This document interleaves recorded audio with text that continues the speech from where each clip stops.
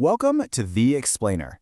Today, we're going to try and crack open the black box on one of the most powerful and definitely one of the most secretive companies in the world, Palantir. All right, let's just jump right in.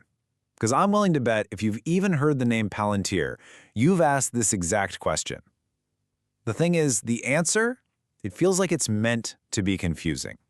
It's this weird mix of Silicon Valley buzzwords and something, well, something a lot darker. You know, you almost have to start with their CEO, Alex Karp. I mean, his public statements they're just not what you expect from a tech CEO. There's no talk about connecting the world here.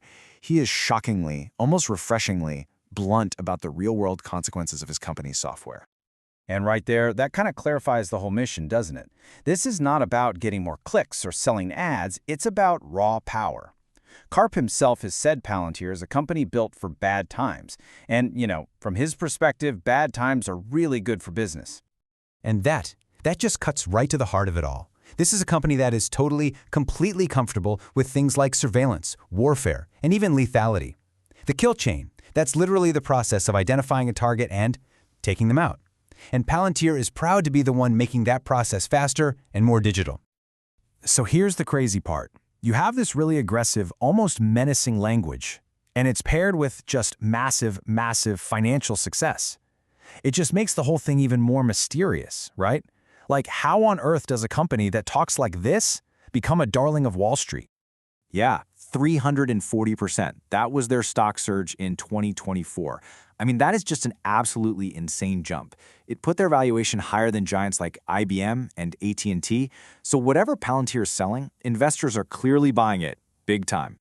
And if you try to figure it out by, say, going to their website, this is the kind of stuff you get. It's all jargon, super abstract. It tells you basically nothing. So to really get what this company is about, we've got to rewind. We have to go back to the beginning. All right, let's do that. Let's go back and see how this whole thing got started. Because you have to understand, Palantir was born out of a really specific moment, a time of intense national fear and massive technological shifts. So, picture this. It's right after 9/11. The US government is scrambling, desperate for any tech that can connect the dots and stop another attack. Meanwhile, over in Silicon Valley, a guy named Peter Thiel and his buddies, the PayPal Mafia, have just sold PayPal for a fortune. And Thiel has this big idea. What if we took the same software we use to catch fraudsters online and aimed it at terrorists? And the name they picked? Palantir. It's actually super telling. If you're a Lord of the Rings fan, you'll know that Palantir were these all-seeing stones. Super powerful, right? But they could also be corrupted and used for evil. And Peter Thiel knew this. He basically admitted from day one that what they were building was, yeah, powerful, but also potentially really dangerous.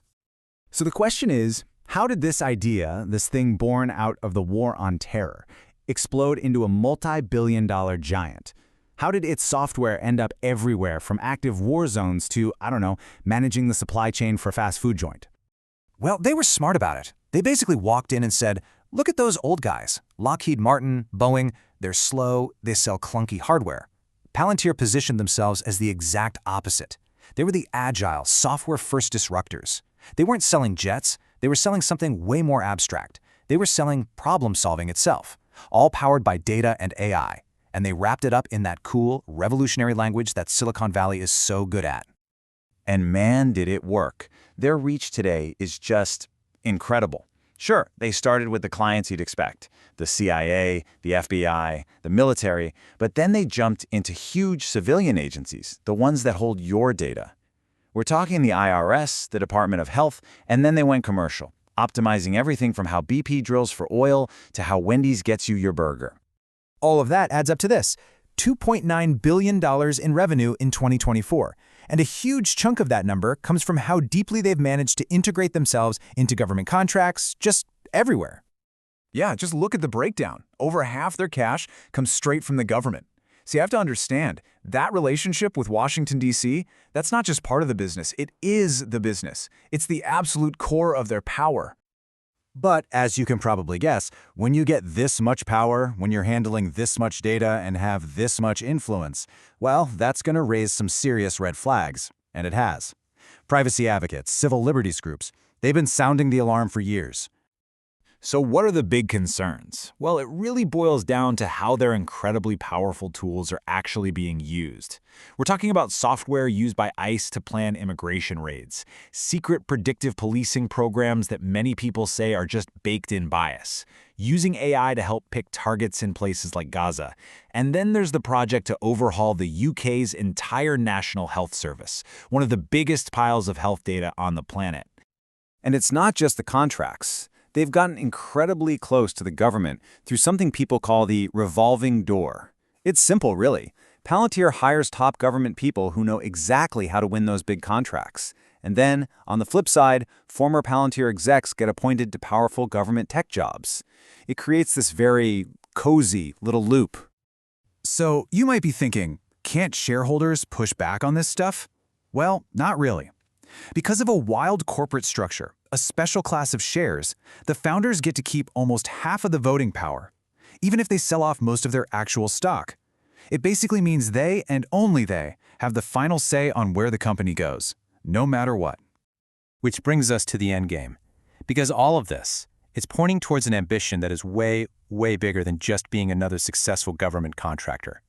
And this isn't me reading between the lines. They say it right out loud. Their own CTO said their mission is to become the, quote, central operating system for the US government. Think about that. They don't just want a piece of the pie.